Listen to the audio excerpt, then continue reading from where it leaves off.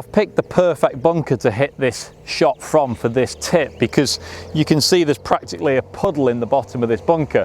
Just 20 minutes ago there was heavy rain, and it's really compacted the sand down.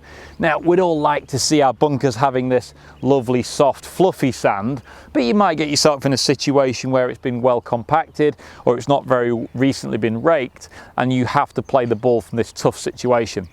Now, a lot of golfers might try and play this as a normal bunker shot. The risk to that normal bunker shot is the club might hit the sand before the ball, but it might stick in the sand or it might bounce out.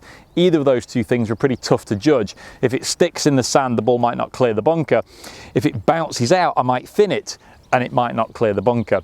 So the technique needs to be slightly different here. We need to get the club to hit nearer to the back of the ball.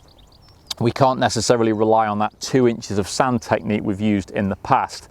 So plenty of loft, so sand wedge or lob wedge in your hand if you can. Take the club quite near to the back of the ball and try and nip the ball out. We're probably playing this shot a lot more similar to how a normal chip shot would be played from the turf than it would be for a classic bunker shot. And I stress, this is not an easy shot at all. In fact, not very inviting, and I'm not looking forward to it. But I'm going to try and nip this ball out there, and I can just get near the ball, and I'll be honest with you, I'm absolutely made up with that. That's a really happy looking shot, and I wasn't too low on the ball here. I didn't take too much of a divot. It wasn't the classic sort of 2 inches behind the ball and try and splash it out, because the sand just doesn't allow for me to do that. One of the considerations you might have is, well, how do I know what the sand is going to be like? I'm not allowed to prod it with my golf club and feel that there's no sand here and there's loads of sand here. But what we can do as golfers is we can use our feet to set our stance.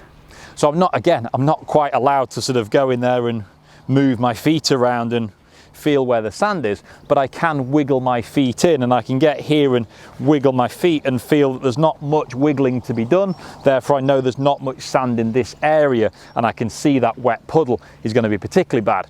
But if I was here on the drier side and wiggling my feet, I actually sink right down. So this is going to be a much sandier lie, but this situation I'm going to need to nip it out, play it a little bit more cleanly, less like a bunker shot, more like a chip, and hopefully getting some good results to boot.